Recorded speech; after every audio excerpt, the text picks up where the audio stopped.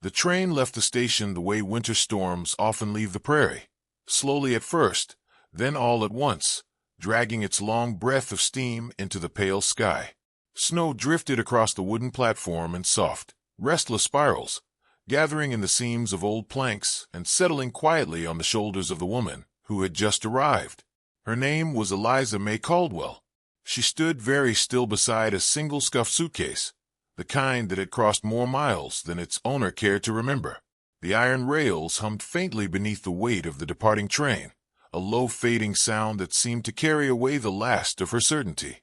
Somewhere out there, beyond the white fields and the frozen river, a man had promised to meet her, a husband she had never seen, a life she had never touched. But the platform was empty. Eliza lifted her eyes toward the far end of the station, as if someone might still come striding through the falling snow. Her breath hung pale in the air, dissolving slowly, like a fragile thought. No one appeared. A few townsfolk had gathered near the general store porch across the street, drawn by the arrival of the afternoon train the way small towns are always drawn to anything new. Their voices carried easily in the cold air, thin but sharp. "That must be her," a woman murmured. "Eliza something, the mail-order bride." Another voice answered with quiet amusement. "Looks like the groom changed his mind." Eliza heard them. Not every word, but enough. The tone was unmistakable, the particular softness people use when speaking about someone who has already been judged. She lowered her gaze and tightened her grip on the suitcase handle. The snow kept falling. Inside the station, the lantern by the ticket window flickered faintly against the wooden walls. Old Samuel Pike, the station keeper, leaned against the doorframe watching the platform with tired eyes that had seen too many arrivals and too many disappointments. He stepped outside slowly, his boots crunching in the thin crust of snow. "You waiting on someone, miss?" he asked gently. Eliza nodded once, though the motion felt fragile. "Yes," she said. "He should be here." Samuel Pike did not answer right away. He simply glanced down the long, empty road leading into town, then back toward the fading smoke of the train. "Well," he said quietly, "sometimes folks get delayed." Eliza clung to that possibility like a small flame cupped between her hands. Minutes passed. The cold crept deeper. Across the street, the watchers did not leave.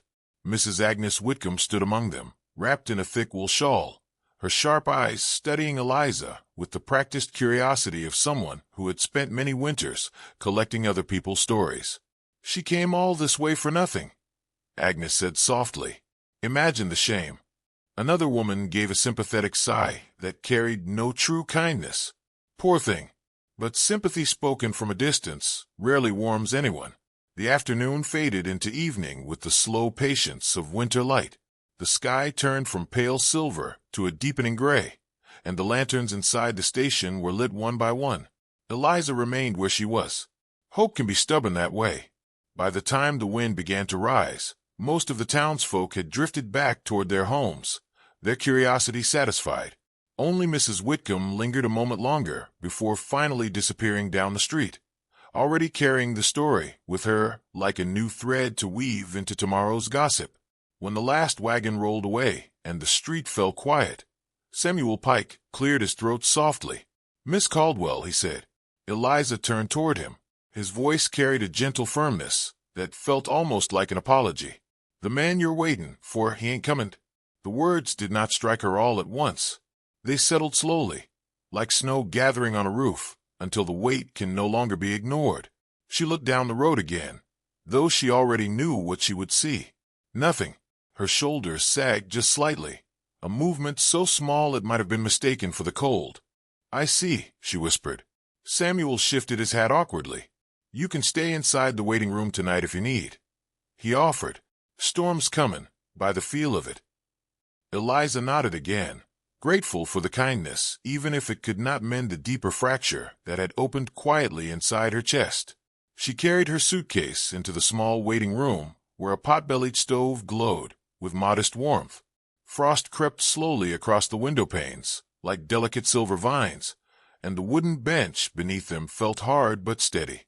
For a long time, she simply sat there. The silence pressed close around her. From somewhere far beyond town, The lonely cry of a coyote drifted through the winter air. Eliza opened her suitcase and removed a small cloth bundle containing the last piece of bread she had saved for the journey.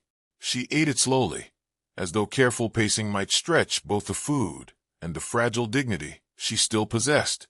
"I'll find work," she murmured to herself. The words sounded brave in the quiet room, though she was not entirely certain where such work might exist for a woman who had arrived in town under such circumstances. Outside, snow thickened across the street. Unseen by Eliza, a wagon waited near the edge of the station yard. The man holding its reins had watched the entire afternoon unfold without stepping forward. Silas Boone was a tall, broad-shouldered cowboy whose weathered hat cast a shadow across eyes that carried a permanent kind of stillness. Life had carved patience into him the way wind carves stone. Beside him on the wagon bench sat his twin daughters, Clara and Lily, their small boots swinging gently above the frozen ground. They had watched the woman on the platform with the quiet attention children often give to things adults overlook. "She looks cold," Lily whispered. Clara nodded solemnly and sad. Silas did not answer right away. His gaze remained fixed on the station window, where a faint lantern glow outlined the figure of the woman sitting alone inside. 2 winters earlier, his wife had died of fever during a bitter storm much like the one gathering tonight. Since then, the ranch house had felt too large for 3 people. Loneliness leaves an echo in rooms. "Papa," Lily said again, tugging gently at his coat sleeve. "Can we help her?" Silas exhaled slowly. Helping strangers was rarely simple in a town where every gesture became a story. Yet something about the woman's quiet composure, her refusal to collapse beneath the weight of humiliation, stirred a recognition he could not easily dismiss. "Not tonight," he said at last, but his voice carried uncertainty. The wind rose stronger as darkness deepened. Inside the station, Eliza wrapped her coat tighter and leaned back against the wooden wall, letting exhaustion finally claim the edges of her thoughts. Morning arrived pale and fragile, like light filtering through frosted glass. Eliza stepped outside with stiff limbs and weary eyes. The storm had passed during the night, leaving the town buried beneath a fresh blanket of snow that softened every sound. She stood on the platform again, though this time she no longer expected anyone to come. Across the yard, a wagon approached slowly. Silas Boone guided the horses to a stop near the steps. The twins sat bundled in thick scarves, their curious eyes bright against the white landscape. Silas removed his hat before speaking. Up close, Eliza noticed that his expression carried neither pity nor judgment, only a quiet steadiness. "My girls noticed you yesterday," he said. Eliza glanced at the twins, who immediately smiled with shy enthusiasm. "They said you looked like someone who might need a place to rest." Eliza felt heat rise faintly in her cheeks. "That's kind of them," she replied carefully, "but I wouldn't want to trouble anyone." Silas studied her for a moment, as though weighing words that had not yet been spoken. Finally he said, very simply, "My twins need a mother like you." The sentence hung between them like a delicate thread. Eliza blinked in surprise. "You don't even know me," she said. Silas nodded once. "No," he admitted, "but I know loneliness when I see it." Clara shifted closer on the wagon seat and held out a mittened hand toward Eliza. "You can sit with us," she offered softly. The gesture was so small, so earnest, that something inside Eliza wavered. Behind her, the empty station stood silent. Ahead of her waited an uncertain road, leading toward a ranch she had never seen. Yet the wagon felt strangely warm in the cold morning light. After a long pause, Eliza lifted her suitcase and stepped forward. Silas helped her onto the wagon without ceremony. As the horses began moving, she glanced back once at the station platform, where she had spent the longest night of her life. Snow had already begun to cover her footprints. The wagon rolled slowly out of town, while the twins whispered to Eliza about the ranch and the horses and the creek that froze every winter. Silas drove in quiet patience, saying little, but as the road stretched ahead through the silent white fields, something new stirred beneath the weight of yesterday's rejection. Not hope exactly, not yet, only the faintest possibility that sometimes the road to belonging begins with nothing more than a quiet seat beside strangers, and the courage to keep moving forward. The wagon creaked softly as it moved across the snowbound road, its wooden wheels pressing slow tracks into the white earth. Eliza sat between Clara and Lily, her gloved hands folded tightly in her lap as the cold wind brushed against her cheeks. Behind them, the town shrank into a scattering of rooftops and smoke trails, slowly fading beneath the wide winter sky. For a long while, no one spoke. Silas Boone guided the horses with the calm patience of a man who had spent most of his life listening more than talking. His broad shoulders rose and fell with each steady breath, and though he did not turn often, Eliza sensed that he remained quietly aware of her presence. The twins, however, carried no such restraint. "Do you like horses?" Lily asked after several minutes, her small voice bright with curiosity. Eliza blinked softly at the question, surprised by its simplicity. "I do," she answered gently, "though I've never had one of my own." Clara nodded with thoughtful approval, as though this answer satisfied an unspoken requirement. "We have 3, she said proudly. "Papa says Daisy is the gentlest." Eliza managed a faint smile, the first one that had touched her face since the train departed the day before. Their chatter continued in small bursts, innocent and light, and though Eliza spoke only occasionally, the warmth of their presence eased something tight inside her chest. The ranch appeared near midday, resting in a shallow valley where wind-worn fences stretched across the land like quiet lines of patience. A modest house stood at the center, its roof dusted with snow and its chimney sending a thin ribbon of smoke into the pale sky. It was not grand, but it felt steady. Silas helped the twins down from the wagon before turning to offer his hand to Eliza. His gesture was simple and unassuming, yet there was a quiet respect in it that made her hesitate only briefly before accepting. Inside the house, the air carried the warm scent of burning pine and something faintly sweet, perhaps dried apples stored through the winter. Eliza set her suitcase near the door and looked around the small kitchen. Everything bore the careful marks of survival rather than decoration. A few plates hung neatly along the wall. A wooden table stood near the stove, its surface worn smooth by years of use. Clara climbed onto a chair and watched Eliza with patient interest. "Do you cook?" she asked. Eliza removed her coat slowly. "Yes," she said. "A little." The girls exchanged excited glances. Silas hung his hat on the wall and spoke quietly. "You're welcome to stay as long as you need," he said. "No obligations." Eliza nodded, grateful for the way he offered help without claiming ownership over her future. "I'll earn my keep," she replied softly. And so the days began to pass. Winter on the prairie has a way of slowing time until even the smallest routines feel meaningful. Each morning arrived wrapped in frost and silence, and each evening settled gently against the windows with the steady glow of lantern light. Eliza rose early to prepare breakfast, discovering the kitchen with cautious familiarity. The twins often hovered nearby, watching every movement with fascination. She taught them how to knead dough, guiding their small hands through the patient rhythm of bread-making. Flour dusted the wooden table and their cheeks alike, and their laughter filled spaces that had long remained quiet. Silas rarely spoke during these moments, but he lingered in the doorway more often than necessary, observing the quiet transformation of his home. One afternoon, Eliza walked into town to purchase sewing thread from the general store.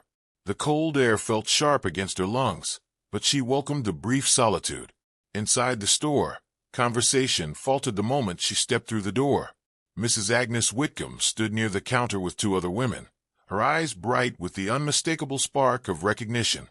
"Well now," Agnes said slowly, "if it isn't the woman from the station." Eliza felt every gaze settle upon her like falling snow. "I'm staying at the Boone Ranch," she replied calmly. Agnes raised an eyebrow. "That's so." The women exchanged knowing looks. "Silas Boone always was a soft-hearted man," Agnes continued lightly, "though folks might wonder what exactly persuaded him to bring a stranger into his home." The implication hovered in the air. Eliza purchased her thread in silence and left the store without answering. Outside, the wind carried the faint echo of laughter from within the building. When she returned to the ranch that evening, she said nothing of the encounter. Yet something in her posture had changed, a slight tightening of her shoulders, that Silas noticed at once. He did not ask questions, but the following week, when he passed Mrs. Wickham outside the post office, he spoke with a quiet firmness that surprised even himself. "Eliza Caldwell is a guest under my roof," he said, "and she deserves the same respect as anyone else in this town."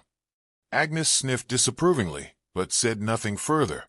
At the ranch, life continued its steady rhythm.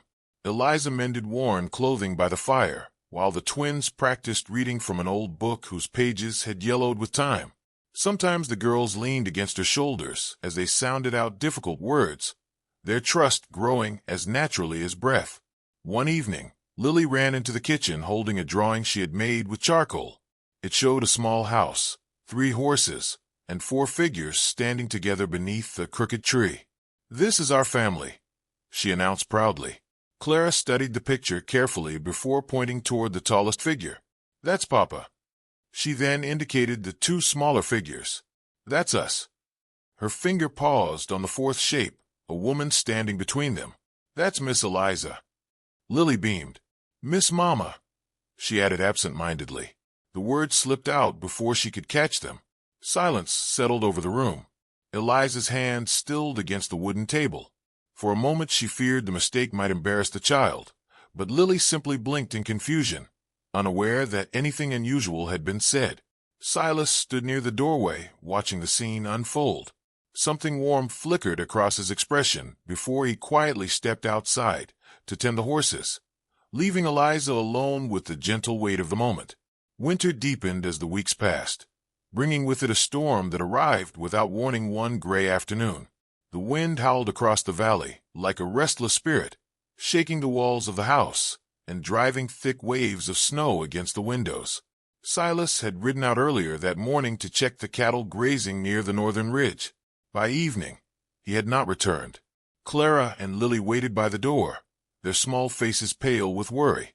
"Eliza," Clara whispered, "what if Papa can't find the road?" Eliza glanced toward the storm-darkened horizon. The decision settled inside her without hesitation. "Stay by the fire," she told the girls gently. "I'll bring him home." She wrapped herself in a heavy coat and saddled Daisy, the calmest of the ranch horses. The wind struck her like a living force the moment she stepped outside, but she urged the horse forward into the white wilderness.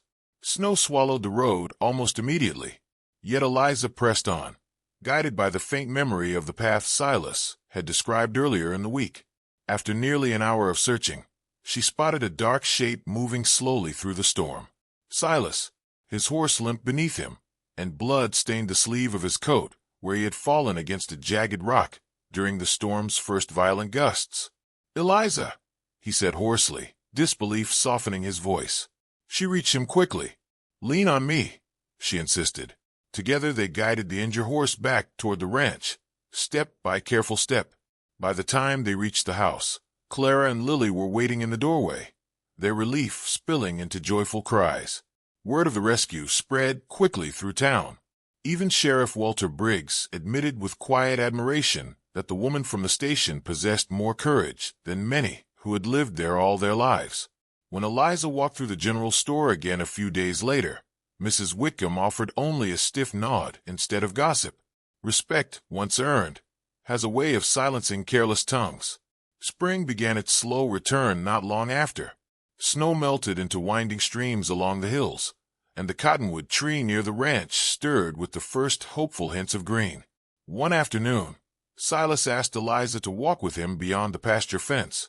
They stood beneath the old cottonwood, where the prairie stretched endlessly toward the horizon. For a moment, neither spoke. Then Silas removed his hat, turning it slowly in his hands. "When you came to town," he said quietly, "I thought I was helping someone who needed a place to stay." He lifted his gaze toward her. "But the truth is this house hasn't felt like a home in a long time." Eliza felt her breath catch. Silas continued with gentle sincerity, "You brought something back to it." Behind them, the twins' laughter drifted faintly from the yard. Silas gestured toward the ranch, toward the fields, toward the life that had begun to take shape between them. "If you'd like," he said softly, "you could stay. Not as a guest." He paused, searching for the right words. "As family." Eliza looked across the wide prairie where winter had once seemed endless. Now the earth carried the quiet promise of spring. Sometimes the life we travel toward never arrives, and sometimes the life waiting for us begins the moment we dare to remain where kindness first found us.